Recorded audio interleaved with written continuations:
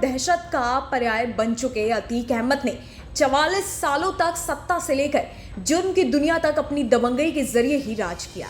अतीक की रंगदारी का आलम यह था कि कोई भी उसके सामने आवाज नहीं उठा सकता था। जिस जमीन को हाथ रखा वो उसकी हुई, जो रास्ते में आया उसे हटा दिया गया। यूपी की सियासत में रुतबा इतना कि जिसकी भी सरकार बनी, पुलिस के हाथ अतीक की गर्दन तक नहीं पहुंच सके। अतीक ने प्रयागराज के चकिया इलाके से जुर्म की दुनिया का कखरा सीखा। ये वो जगह है जहां अतीक की दबंगई का जलवा ये था कि जहां से भी वो गुजरता सलाम करने के लिए हाथ उठ जाया करते। कहते हैं कि हर माफिया डॉन का अपना एक खास इलाका होता है। मुंबई का डोंगरी इलाका दाऊद इब्राहिम का गढ़ माना जाता है। ऐसे ही प्रयागराज में चकिया वो इलाका था जहां अतीक की दबंगई का परचम लहराया करता था। 15 अप्रैल को जब से अतीक की मौत हुई है, चकिया इलाके में सन्नाटा पसरा है। पूरा इलाका मानो छावनी में तब्दील है। चप्पे चप्पे पर पुलिस मौजूद है। अतीक और उसके भाई का कफन दफन भी पुलिस की सुरक्षा में ही हुआ। आपको दिखाते हैं अतीक के चकिया मोहल्ले की तस्वीरें। आपको बताते हैं कि कहां है चकिया और कैसा है ये इलाका जहां अतीक अहमद का सिक्का चलता था।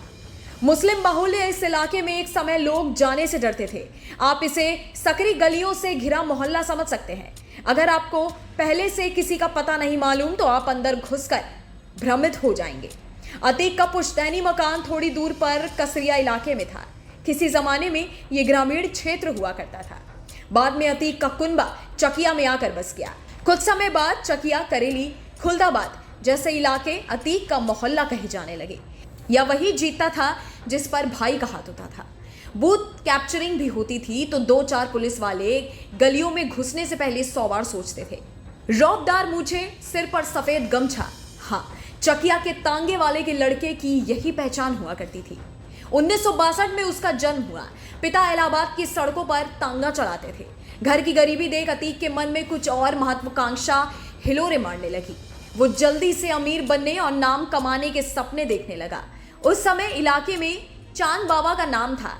उसके मन में प्रयागराज का नया डॉन बनने की तमन्ना जाग उठी। उसका गैंग बढ़ने लगा। शहर में रंगदारी वसूली जाने लगी। 17 साल की उम्र में ही अतीक पर हत्या के आरोप लग गए। कुछ समय बाद ही चांद बाबा और अतीक के गैंग में झगड़ा शुरू हो गया। इलाहाबाद के नए गैंगस्टर का नाम बढ़ रहा था और चर्चा में आ रहा था।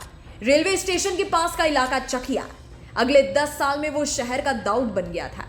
80 से ज्यादा केस दर्ज हो चुके थे। शहर में उसकी तूती बोलती थी। नाम लखनऊ तक सुना जाने लगा। लेकिन अभी अतीक को कुछ और करना बाकी था।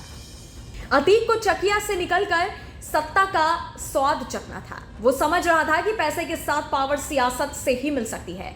और 1989 में अतीक ने इलाहाबाद पश्चिमी सीट से निर्दलीय चुनाव लड़ा। अतीक 5 बार विधायक रहा और 1 बार सांसद बना। ये वो दौर था जब अतीक अहमद का काफिला प्रयागराज के किसी चौराहे से गुजरता था तो ट्रैफिक रुक जाता था। जो जहां होता वहीं से धड़ाधड़ गुजरती सफेद टाटा सुमो देखने लगता था।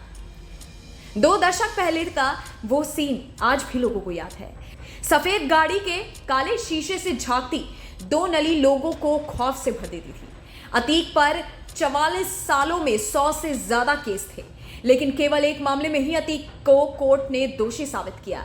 यह केस साल 2006 का है, जब राजू पाल हत्या के गवाह उमेश पाल का अतीक ने अपहरण करवा लिया था। उस वक्त यूपी में समाजवादी पार्टी की सरकार थी। अतीक के खिलाफ केस ही दर्ज नहीं हो सका। 2007 में बीएसपी की सरकार बनी, तभी अतीक पर एफआईआर दर्ज हुई। 17 साल ये केस चला। केवल यही इकलौता केस है जिसमें अतीक दोषी साबित हुआ। अतीक के जुर्म का अंत भी बुरा ही हुआ। शनिवार को उसी अतीक को प्रयागराज में सरेआम गोलियों से भून दिया गया। अतीक के साथ उसके भाई अशरफ को भी मौत के घाट उतार दिया गया। 2 दिन पहले ही अतीक के बेटे को पुलिस ने झांसी में एनकाउंटर में मार गिराया था। ऐसे में ये कहना कहीं से भी गलत नहीं होता कि आज अतीक के अस्तित्व का सूरज